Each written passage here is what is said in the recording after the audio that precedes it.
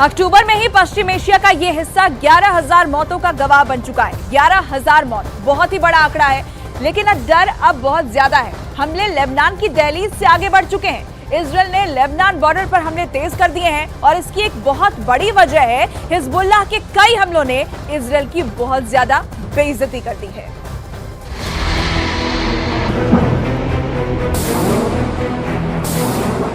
Hezbollah एक के बाद एक कई मिसाइल फायर कर रहा है। एंटी टैंक मिसाइल से उसने इजरायल के कई अड्डे बहुत ही सटीक हमलों में उड़ा दिए हैं। पहला हमला टावर उड़ गया,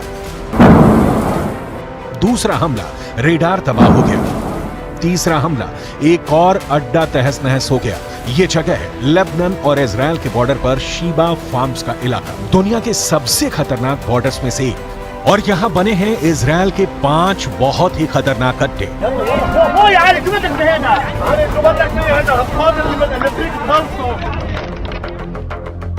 अड्डा नंबर 1, अड्डा नंबर 2, अड्डा नंबर 3, अड्डा नंबर 4, अड्डा नंबर 5। ये जगह गोलान की पहाड़ियों के उत्तर में है और यहाँ पहाड़ों की ऊंचाई 1500 मीटर तक है। नीचे लेबनान का इलाका है और यहीं से अटैक लॉन्च किया गया। इस ग्राफिक से समझ सकते हैं कि इस इलाके की टोपोग्राफी, कौन कहां मौजूद है, कौन सा इलाका किसके पास है। सबसे पहले इजरायल का अड्डा नंबर 1 शतुला इलाके में बने इस अड्डे पर हिजबुल्लाह ने किया पहला हमला। इजरायल का अड्डा नंबर 1 हिजबुल्लाह का पहला टारगेट। हिजबुल्लाह ने कॉर्नेट मिसाइल से अटैक किया जो सीधे जाकर इजरायल का एक टावर उड़ा देती है। हिजबुल्लाह की ये रेंज देखकर इजरायल के कैंप में खलबली सी मच गई है, क्योंकि निशाना भी बिल्कुल सटीक लगा और टावर पूरी तरह तबाह हो गया। इसके बाद टारगेट बना इजरायल का अड्डा नंबर 2। ये भी शतुला इलाके में है और यहाँ हिजबुल्लाह ने किया दूसरा हमला। अड्डा नंबर 2 हिजबुल्लाह का दूसरा टारगेट। इस बार हिजबुल्लाह ने BGM-71 TOW anti tank missile का इस्तेमाल किया। अमेरिका में बनी यह मिसाइल इतनी सटीक है कि इसने ठीक रेडार स्टेशन को तबाह कर दिया। ऐसा निशाना देखकर कोई भी दुश्मन डर जाएगा। इसके बाद टारगेट बना इजरायल का अड्डा नंबर 3। ये भी शतुला इलाके के करीब है और यहां हिजबुल्लाह ने किया तीसरा हमला। अड्डा नंबर 3 हिजबुल्लाह का तीसरा अटैक। इस बार हिजबुल्लाह ने conquers anti tank guided missile fire की। रूस की ये वायर गाइडेड मिसाइल भी इजरायल के एक ठिकाने को खत्म कर देती है। इसके बाद चौथे और 5वें अड्डे पर भी हिजबुल्लाह अपनी बाकी मिसाइलों और मल्टी बैरल रॉकेट लॉन्चर से हमला करता है और उनका भी वही हश्र होता है जो बाकी अड्डों का हुआ है। हिजबुल्लाह का दावा है कि इन हमलों में इजरायल को भारी नुकसान हुआ है और उसके कई सैनिक भी मारे गए हैं। हिजबुल्लाह के ऐसे ही हमलों के बाद इजरायल चुन चुन कर बदला ले रहा है। वो अब हिजबुल्लाह को कोई मौका नहीं देना चाहता।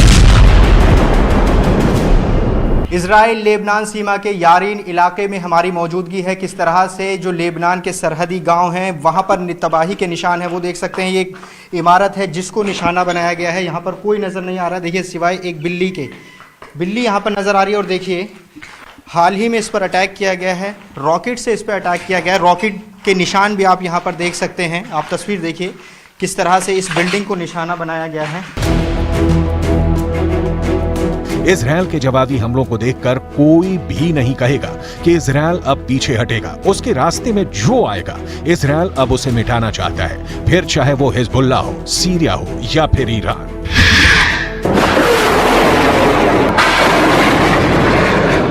That in response to the Israeli incursions, the airstrikes that are taking place, the Iranians have been telling everybody overtly and loudly that they will proliferate, they will escalate if necessary.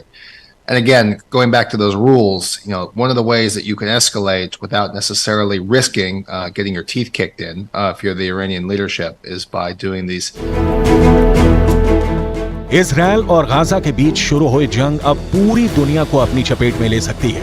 ये युद्ध Lebanon और Syria में तो दाखिल हो ही चुका है। अब पूरा पश्चिम एशिया इसकी जद में कैसे आएगा, सबको यही डर सता रहा है।